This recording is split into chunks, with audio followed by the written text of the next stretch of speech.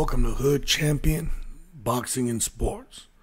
In boxing, you find a way to win or you find a way to lose. And more often than not, you'll find a way to lose if your trainer goes by the name of Freaky Maliky. Yo, let me tell you something, man. You see this guy, Freaky Maliky? He single-handedly ruined the Bronze Bomber. Horrible. Unqualified. Very selfish. Let me tell you something. If you are going to come out here and talk about how much you love somebody, someone's your brother. If I had to give a leg, I'd give a leg. If I had to cut off my arm, I'd cut off my arm. If he needs sugar to make Kool-Aid, I'd give him sugar. If he needs flour to bake an apple pie, I'd give him flour. How about this? What about if he needs someone who can train him so that he doesn't get the fuck knocked out? How about you step down and stop taking it to the stupid Freaky Maliky? Now, we've seen with Freaky Maliky what he can't do as a professional fighter. 38 fights, 13 KOs, 3 losses, 2 by knockout. He had a, mesmerizing 34% KO ratio. Where is this thing at? Excuse me. Went to the pool today. Feeling a little bit sick, but we're going to get through the video. The man stands at 6'5", 81-inch reach. Freaky Maliky. Now, when you look at this record, right, what does this tell you? Is that he was able to get through a fight, chicken peck his way to a decision most of the times. But he definitely wasn't a killer. So if a guy who fought, obviously, defense first, is going to become a trainer, how do you think he's going to train fighters? Probably defense first. Probably isn't going to know anything about being on the front foot, offensive-minded, being a killer in the ring.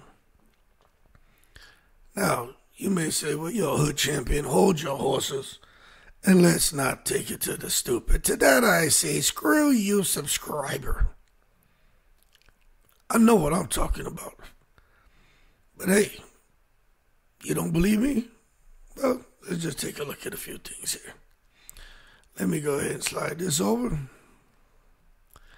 So you can see when you just come down and look at Malik Scott, he had a loss over 12 rounds, unanimous decision to Luis Ortiz.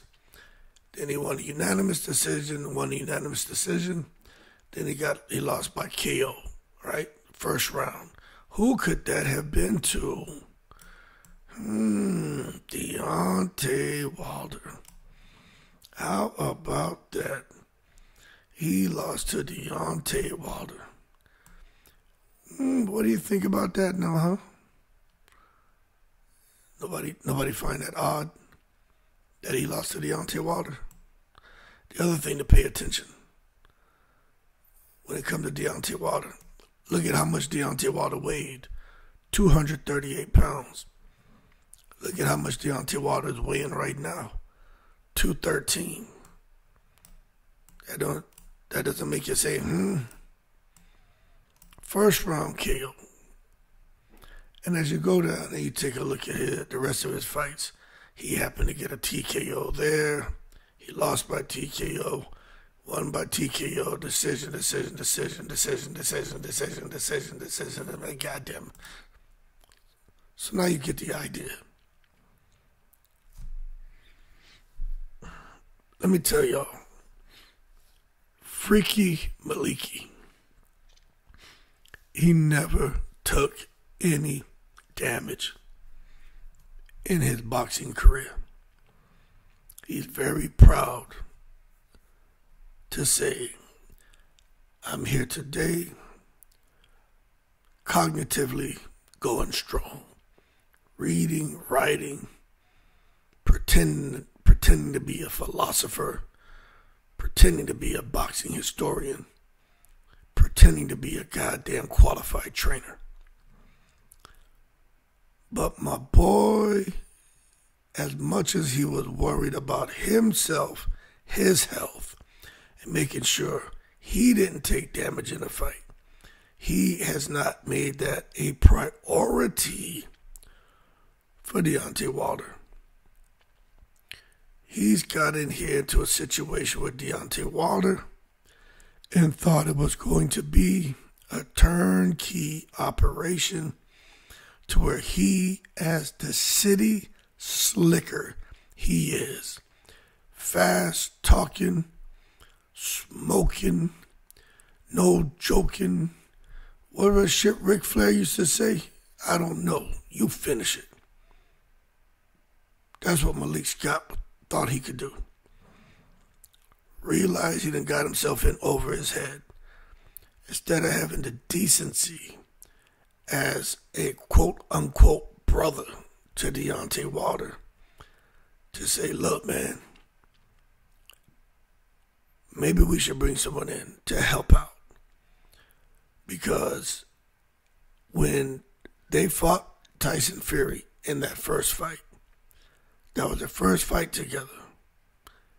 The only thing Wilder did different was do a jab to the body. But that didn't work.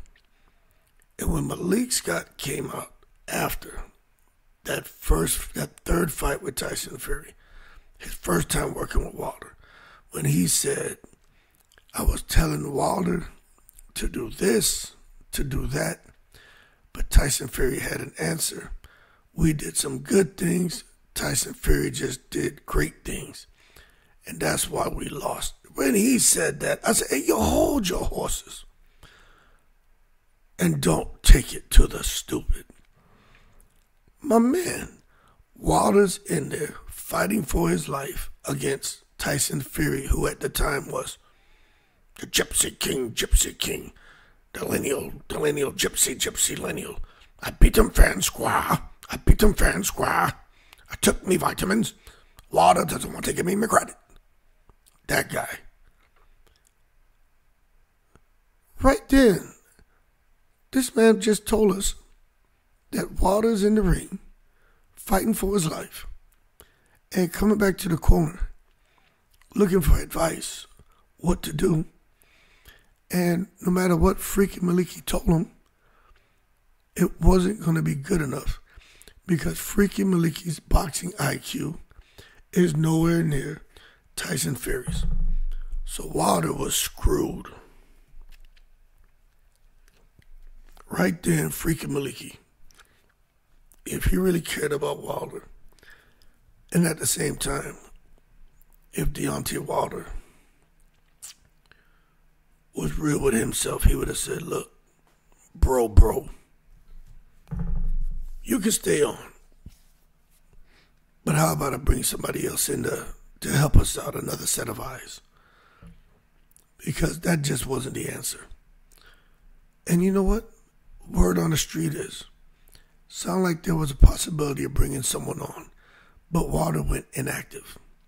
Started partying, obviously doing some things that a married man shouldn't be doing. Came across this ayahuasca. He made that shit popular in the boxing community because not a lot of cats knew what it was. I know I didn't until he was talking about it. Anyway, comes back, fights Helenius. Didn't look that good in that fight. As soon as the fight started, he threw a jab to the body. Helenius countered him. Put the beans on him. Then Wilder was on the back foot, scared as hell. And Helenius chased a puncher around the ring with his hands down and got caught.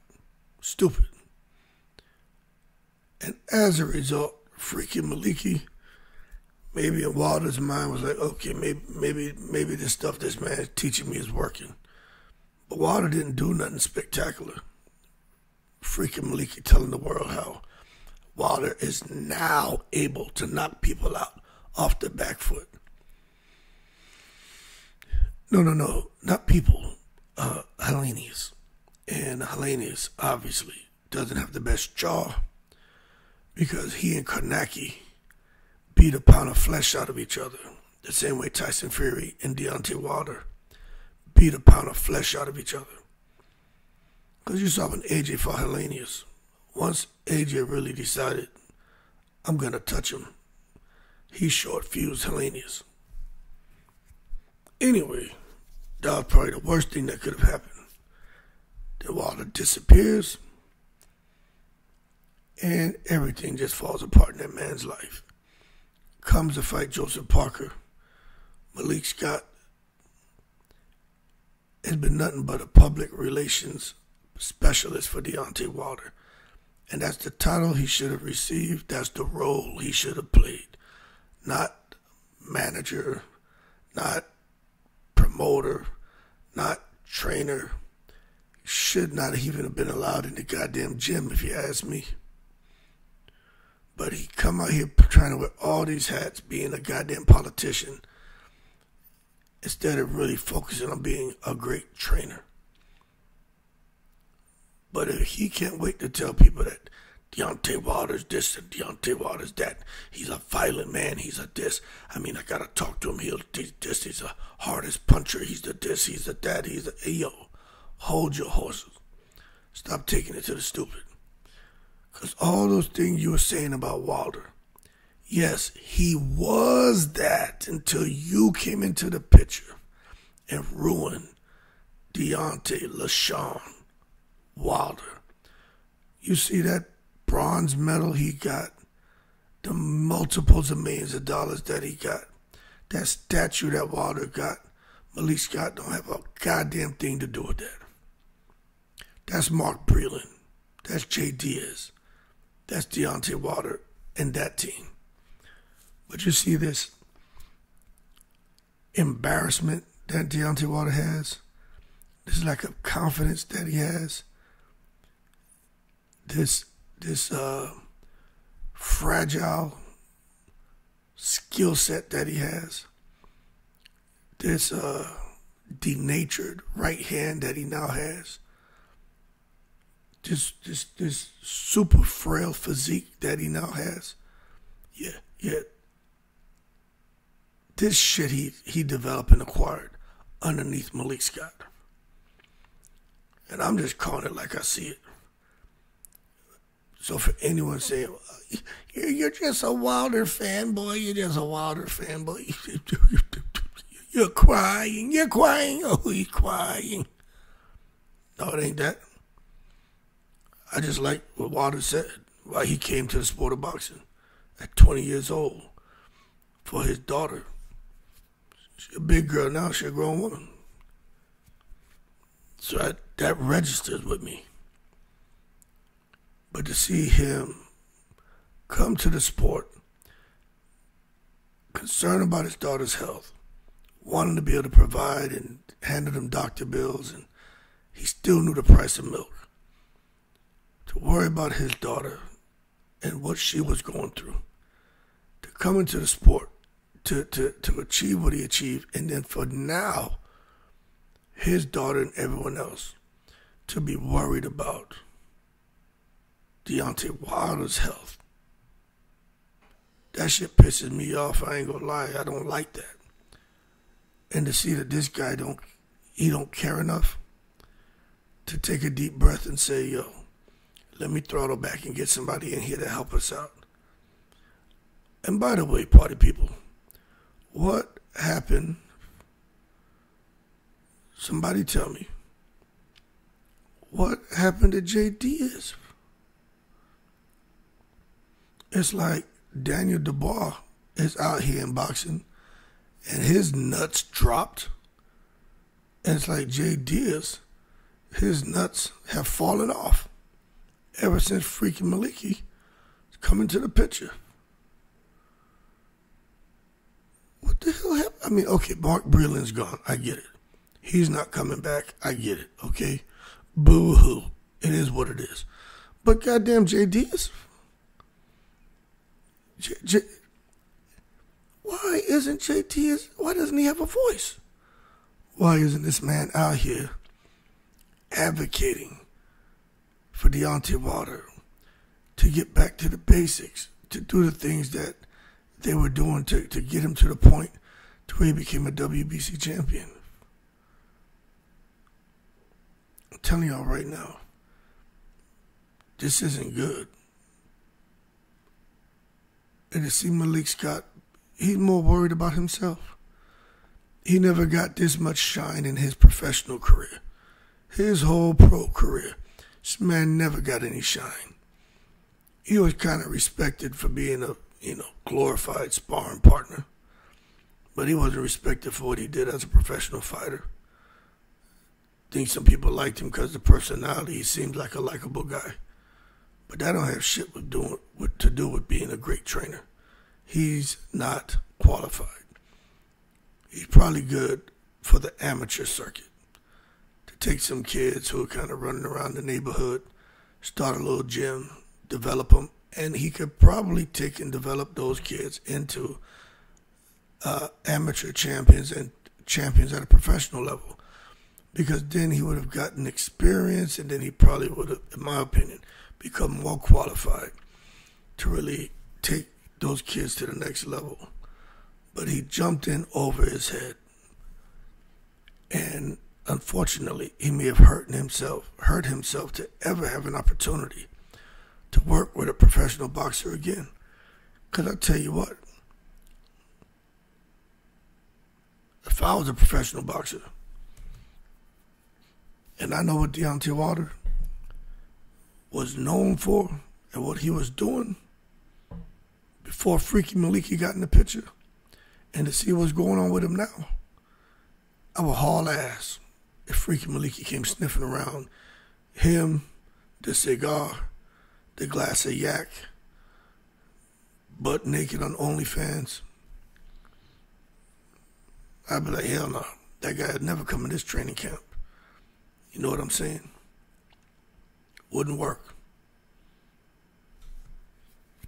Now, as far as what can Deontay Wilder do next, well, I'm going to tell you right now, man, Wilder's become a gatekeeper, people. Y'all can say what you want. Y'all can think what you want about Deontay Wilder. I know some people feel Deontay Wilder is going to come back and is still going to make the AJ fight. Negative. It's not going to happen. Get that shit out your brain.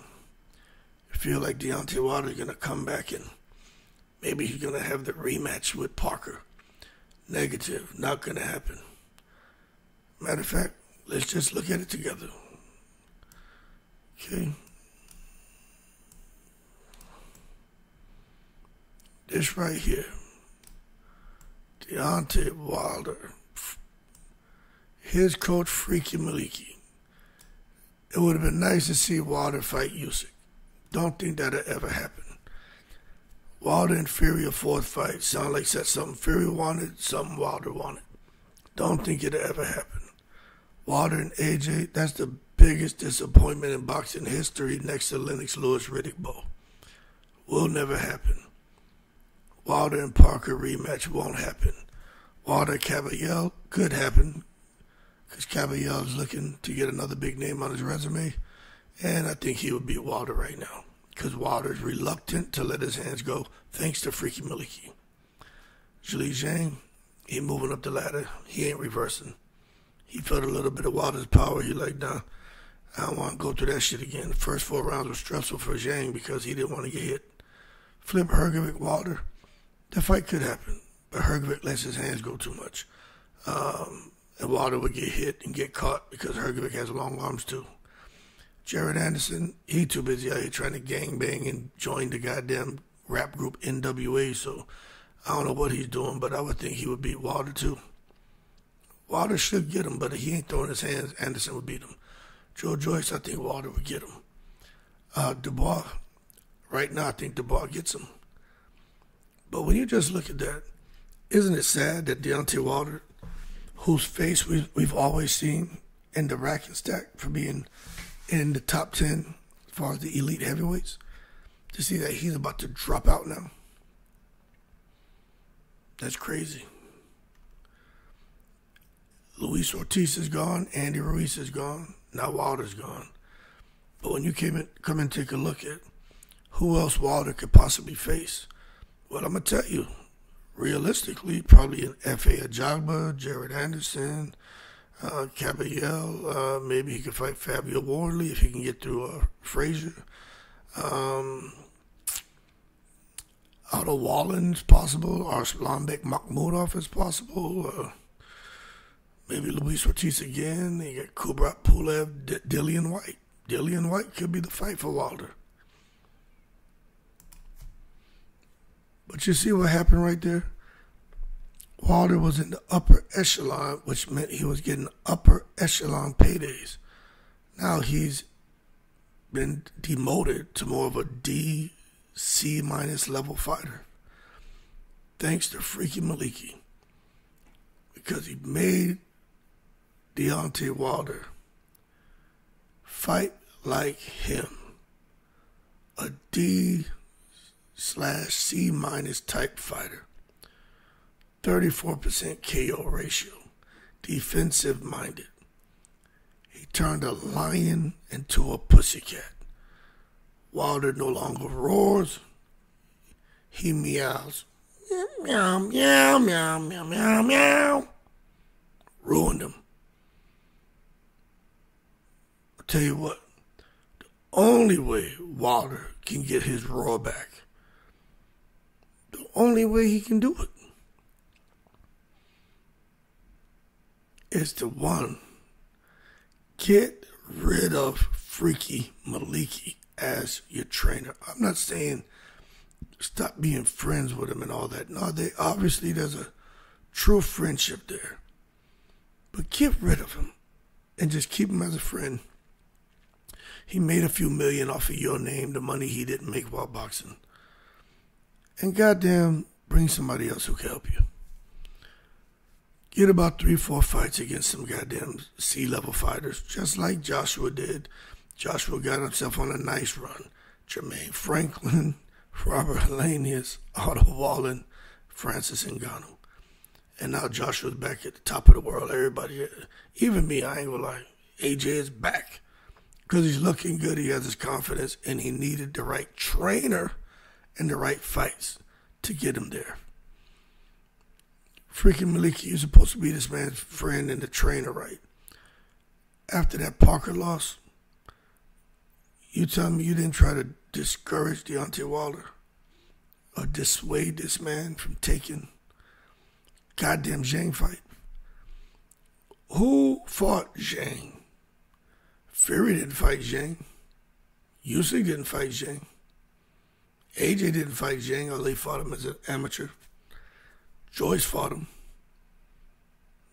Got banged out. Flip Hergovich fought him, got banged, but he got the win. Outside of that, just Wilder and Parker. But ain't nobody really jumping at the opportunity to fight Zhilei Zhang, because they know that man can knock you out. Wilder fought Parker, then he fought Zhang. Give Deontay Wilder the winner of Chisora Joyce. Let him fight Jermaine Franklin. You know what I'm saying? He already fought Helenius. Let him fight Otto Wallen. Let him get in here with some of these guys. Gerald Big Baby Miller. Get his confidence back. Get some knockouts back. If he's going to continue in the sport. And then maybe when he gets into a fight again with an elite fighter, he'll have his stuff together. But he's got to do that without Malik Scott. I see a lot of people feel Robert Garcia is the trainer for Deontay Wilder. I think a lot of those guys can help Wilder. Robert Garcia, Abel Sanchez, Freddie Roach, Bomac, Bozy Ennis. There's a lot of guys out there that can help him. But really, I really think it's between Ben Davison. I think Ben Davison, maybe Bomac, Robert Garcia. But I think everyone can help him when you look at what he's got over there. But I like Ben Davison, I like Robert Garcia and Bomac, but that Ben Davison, that sounded like the goddamn magic ticket right there. That sounds like the choice. But I doubt it happens, because Wilder seems like he's just so consumed with Malik Scott, and he chooses to keep taking it to the stupid. Wilder going through a private divorce. That's unfortunate, man. Why? Man seemed to be happy. Bunch of kids he had with that woman. Seemed to be happy. And somehow you end up out here, man, with all these rumors about infidelity and stuff. That shit wasn't being rumored when Mark Breland and Jay Diaz was there with Wilder. Freaky Maliky coming to the picture, Wilder getting high, doing drugs, and pitching woo on the side. Permanent girlfriend's wife on the side. Anyway, this Freaky Maliky, he retired from boxing. And that's a good thing. But the fact that he can come out here and be involved with boxing as a trainer is a bad thing. I hope Wilder has the strength to, keep him as a friend. If that's your friend, that's your friend. But he shouldn't be serving in no capacity as an effing trainer. Because he's gotten Deontay Wilder embarrassed. He's gotten the man hurt. And he's taken money. And he's not really done anything to help Deontay Wilder improve. Nothing. It's one thing if we've seen Deontay Wilder do something better. Deontay Wilder has looked horrible. Horrible. Y'all can say what you want. Wilder was never elite. Wilder, man, you'll get out of here with that. I don't care what anyone says. You may not think he was elite, but he have more tools in that goddamn toolbox. And he showed more tools in the ring than he showed underneath Malik Scott. He doesn't punch anymore. Malik Scott has rewired this lion. This lion had an abundance of courage. Now you done turned him into the goddamn lion from the Yellow Brick Road with Dorothy. This lion, I'm scared of everything. I need a heart. I have courage. What the hell going on here?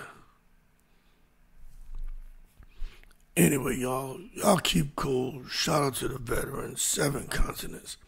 Freaky Maliky. Yo, stick to OnlyFans. Stick to doing interviews and talking. Stick to hustling. But stop effing up Deontay Wilder, man.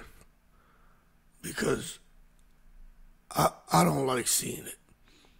If you're really that man's friend and you're his brother and you his this, first thing you would have done when he lost to Zhang is you would have ran over to him.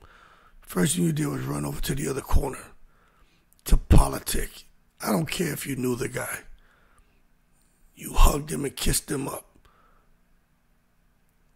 You ain't even fucking run over there to Deontay Wilder. Same shit when Wilder lost to Parker. You over there and praising Parker and, oh, they're so good. Oh, such a good trainer, good fighter. Oh, good.